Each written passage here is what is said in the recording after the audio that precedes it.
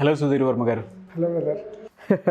మీరు చాలా business ideas ఇచ్చున్నారు అండ్ చాలా ఫాలోయింగ్ కూడా ఉంది మీకు.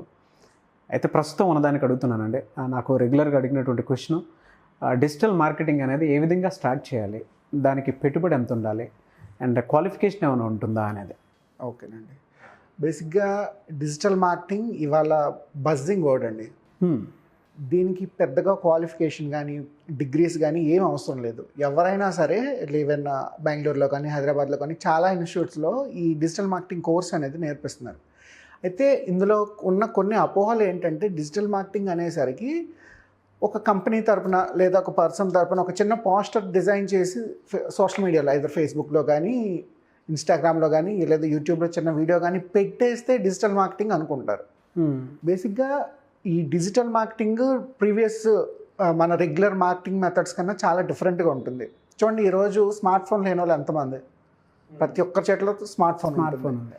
ఇంచుమించు అందరూ కూడా ఈవెన్ రిస్ట్ వాచెస్ కూడా ఈ శాంసంగ్ యాపిల్ వాచెస్ వాడుతున్నారు. అంటే అంత డిజిటలైజ్ అవుతుంది. అవును. మనం ఎంతమంది ఈరోజు థియేటర్కి వెళ్ళి టికెట్స్ బుక్ చేసుకుంటున్నారు, ఎంతమంది రైల్వే స్టేషన్కి వెళ్ళి టికెట్స్ పర్చేస్ చేస్తున్నారు. ఈవెన్ ఫుడ్ ఆర్డర్ కూడా మనం స్విగ్గీ, జొమాటో లాంటి అప్లికేషన్స్ ద్వారా చేసుకుంటున్నాం. అంటే వరల్డ్ అంతా డిజిటల్ బిజినెస్లోకి వెళ్ళిపోయింది. ఇంత డిజిటల్ బిజినెస్లో కూడా మీరు సపోజ్ ఏదైనా ఒక స్కూల్లో కాలేజో రన్ చేస్తున్నారు, లేదా సాఫ్ట్వేర్ కంపెనీ రన్ చేస్తున్నారు, లేదా స్టార్టప్ ఏదో మొదలు పెట్టారు, లేదా ఇంకేదో చేస్తున్నారు. మీరు చేసే ప్రతి పనిని డిజిటలైజ్గా ఎంత బాగా ప్రమోట్ చేస్తున్నాం, ఓకే, ఎంత అడ్వాన్స్డ్గా వెళ్తుంది, దానికి సంబంధించి మనం దాని మీద ఓవరాల్గా చేస్తున్న మార్కెట్ ఎంత, ఇలాంటి విషయాలన్నీ కూడా డిజిటల్ మార్కెటింగ్లోకి వస్తాయి.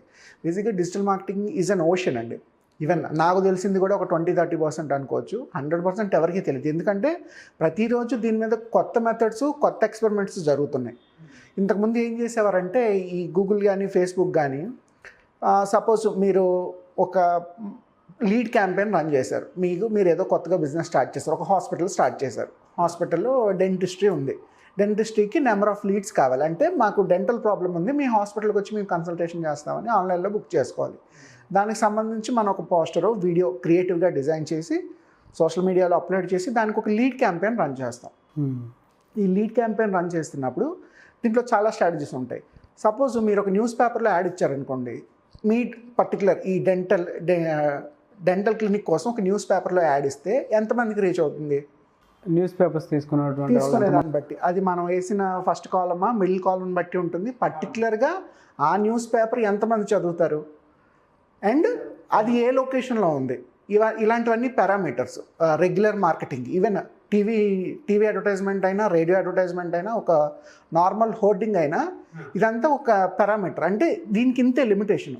అంటే మీరు వేసిన పర్టికులర్ న్యూస్ పేపర్లో అడ్వర్టైజ్మెంట్ పర్టికులర్ క్లయింట్కి వెళ్ళొచ్చు, వెళ్ళకపోవచ్చు.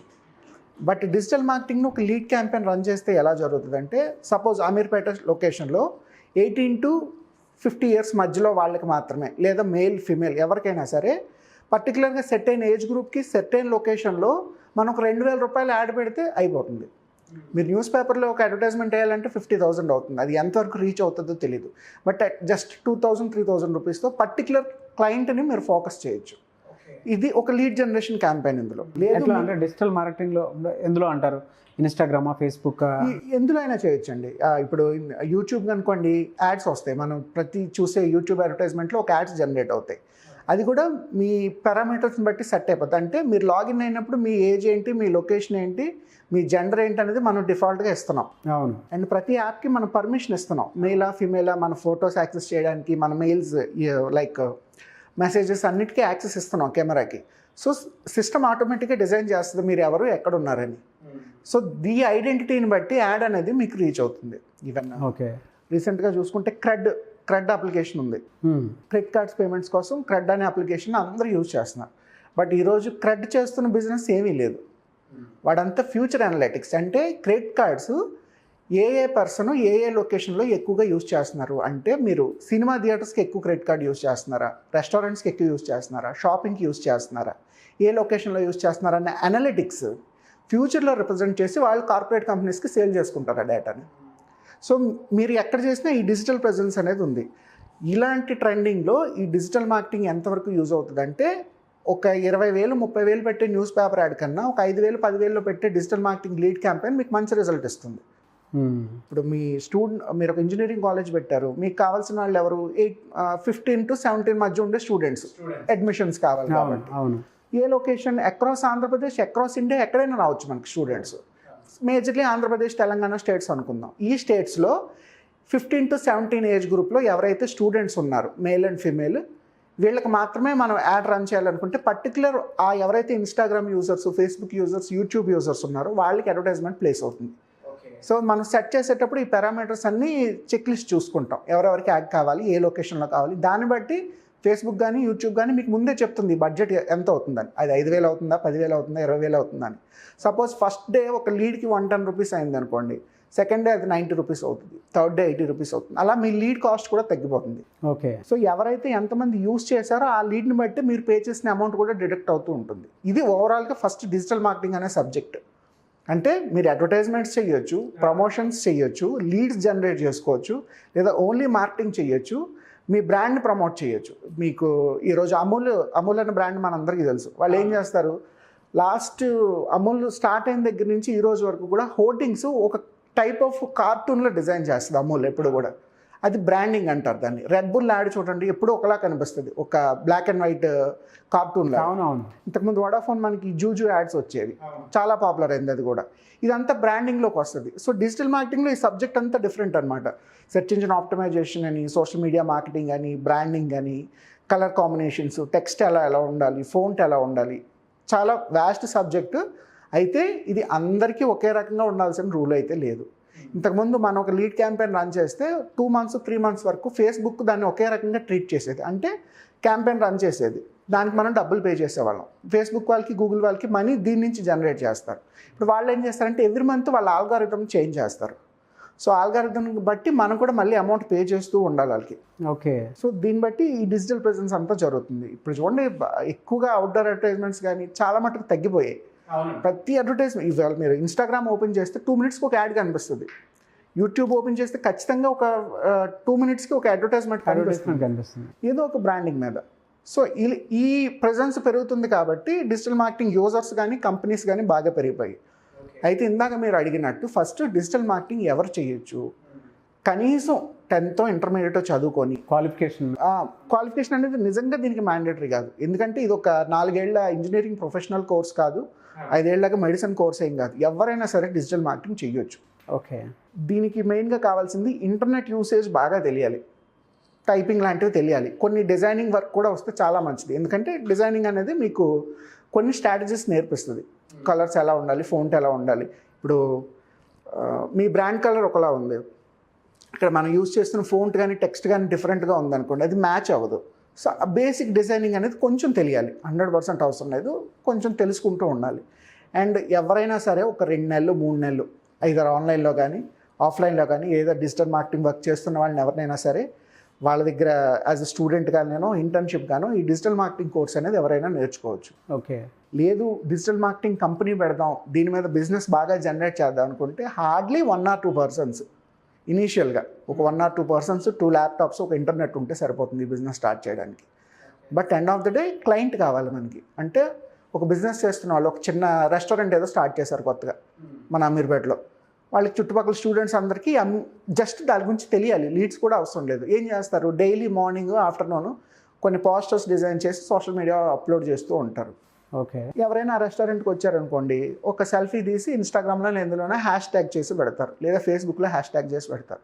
మీరు ఒకసారి హ్యాష్-ట్యాగ్ ఒకటి ఇచ్చారంటే ఇది డిఫాల్ట్గా ఇంటర్నెట్లో సేవ్ అయిపోతుంది. అండ్ మీరు ఆ ఫేస్బుక్లో ఇచ్చే అడ్వర్టైజ్మెంట్ని చాలామంది చూస్తారు, చూసి ఓకే ఇక్కడ ఫలానా కొత్త రెస్టారెంట్ ఓపెన్ అయింది. ఇప్పుడు ఇన్స్టాగ్రామ్లో సోషల్ మీడియాలో జరిగేది అంతా అదే కదా, మెట్రో ఎక్కినా సెల్ఫీ తీస్తారు, ఒక పీవీఆర్ థియేటర్కి వెళ్ళినా సెల్ఫీ తీస్తారు, ఎక్కడ చెక్ ఇన్ అయ్యారో కూడా ఇన్ఫర్మేషన్ పెడతారు, ఎయిర్పోర్ట్లో ఉన్న సెల్ఫీలు తీసి పెట్టుకుంటారు. అవును. ఇదేంటంటే ఈ హ్యాష్-ట్యాగ్ ఇన్ఫర్మేషన్ అంతటినీ సేవ్ చేస్తుంది, ఫ్యూచర్ రిఫరెన్స్ కనిపిస్తుంది, అండ్ మీ ప్రొఫైల్లో ఎంతమంది ఉన్నారో అంతమందికి దాన్ని ప్రొజెక్ట్ చేస్తుంది.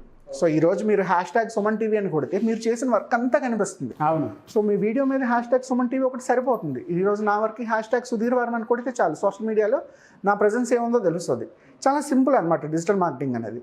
అయితే క్లయింట్ని బట్టి మనం చేసే వర్క్ని బట్టి ఈ బిజినెస్ అనేది ఇంప్రూవ్ చేసుకోవచ్చు. ఇనీషియల్గా ఒక 50,000 1 lakh రూపీ పెట్టుకున్నారనుకోండి, ఒక చిన్న office setup startup just start చేయడానికి, ఒక చిన్న ఆఫీసు, ఒక 2 employees, ఒక సాలిడ్గా 4-5 clients, అట్లీస్ట్ ఒక 10,000 per month పే చేసే క్లయింట్స్ ఒక 5-10 మంది ఉన్నా సరే ఎవ్రీ మంత్ ఒక 1 lakh జనరేట్ అవుతుంది దాని మీద.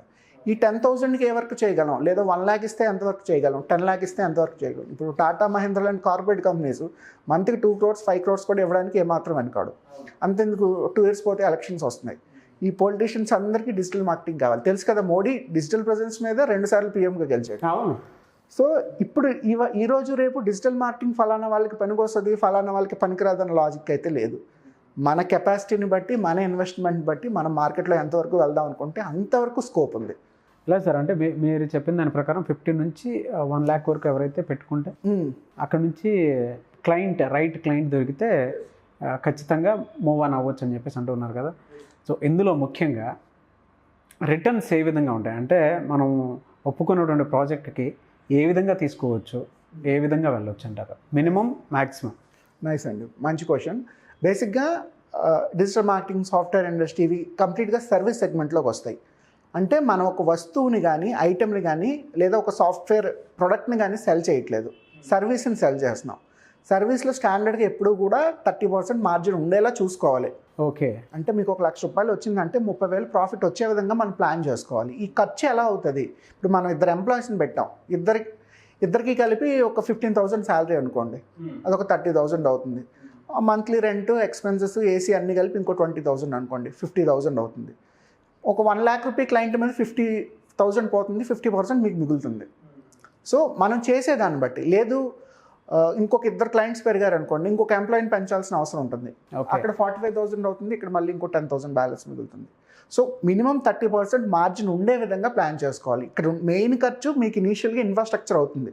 అంటే సింగిల్ టైం మీ ఆఫీస్ సెటప్, కంప్యూటర్లు, ల్యాప్టాప్లు, ఏసీలు, ఇంటర్నెట్ సింగిల్ టైం సెటప్. మళ్ళీ ప్రతి మంత్ దాని మీద ఇన్వెస్ట్ చేయరు మీరు. సో ఎంప్లాయీ శాలరీస్కి ఎంత అవుతుంది, ఎక్స్పెన్సెస్ ఎంత అవుతుంది, దీన్ని బట్టి నేను క్లయింట్కి ఏ కొటేషన్ ఇవ్వాలి. ఈరోజు నాకు ₹1,00,000 ఖర్చు అవుతుంది, నేను 50,000 సంపాదిస్తే దాని మీద పాయింట్ లేదు. సో ₹1,00,000 అవుతుంది అంటే నేను 2 లక్షలు 3 లక్షలు క్లయింట్కి ఇన్వెస్ట్ చేసి, క్లయింట్కి కొటేషన్ పంపించి దాన్ని మనం రిట్రీవ్ చేసుకునే విధంగా ఉండాలి. మినిమం 30% మార్జిన్ అయితే సర్వీస్ సెగ్మెంట్లో ఉంటుంది. అది వచ్చే విధంగా మనం ప్లాన్ చేసుకోవాలి. డెఫినెట్గా అండి. చాలామంది వీటికి సంబంధించినటువంటి నాలెడ్జ్ కోసం మీలాంటి వాళ్ళని అప్రోచ్ అవ్వాలనుకుంటారు. So online classes, offline classes expect చేస్తారు, అండ్ కొంతమంది ట్రైనింగ్స్ ఎక్స్పెక్ట్ చేస్తారు. సో అటువంటి వాళ్ళకి మీరు టైం ఇస్తారా?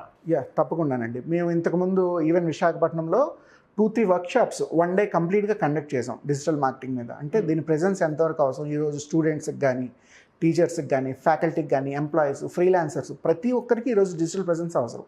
Very simple logic. మొబైల్ కొనగానే ఫస్ట్ అందరూ చేసే పని ఏంటి, వాట్సాప్ ఇన్స్టాల్ చేసుకుంటారు, తర్వాత ఇన్స్టాగ్రామ్, ఫేస్బుక్ ఇన్స్టాల్ చేసుకుంటారు. ఇప్పుడు ఓకే, మీ ఏజ్ గ్రూప్ 30-40 లేదా 20 to 40 ఏజ్ గ్రూప్లో ఉన్నారు, మీకు అవసరం అవుతుంది. బట్ ఈవెన్ మన పేరెంట్స్ సెగ్మెంట్ చూసుకున్న 60-70 ఏజ్ గ్రూప్ వాళ్ళు కూడా మొబైల్ కొనగానే ఫేస్బుక్, ఇన్స్టాగ్రామ్ ఎందుకు ఇన్స్టాల్ చేసుకుంటున్నారు, వాట్సాప్ కానీ, అంటే యూజర్స్ ఎక్కువ. వాళ్ళు అందులో వాళ్ళకి దానివల్ల ఉపయోగం ఏం లేదు, కానీ ఏం చేస్తారు, పొలిటికల్ వీడియోస్, కుకరీ వీడియోసో, లేదా అగ్రికల్చరో, లేదా ఇప్పుడు స్ట్రైక్స్ అవుతున్నాయి వాటి మీద ఏదో ఒక విషయం సోషల్ మీడియాలో ఎప్పుడూ కనిపిస్తూ ఉంటుంది. సో యూజర్ బేస్ ఎక్కువ ఉంది. ఈ యూజర్ బేస్ని టార్గెట్ చేసే విధంగా మన బిజినెస్ని ఎలా ప్రమోట్ చేసుకోవాలన్నది ఎజెండా.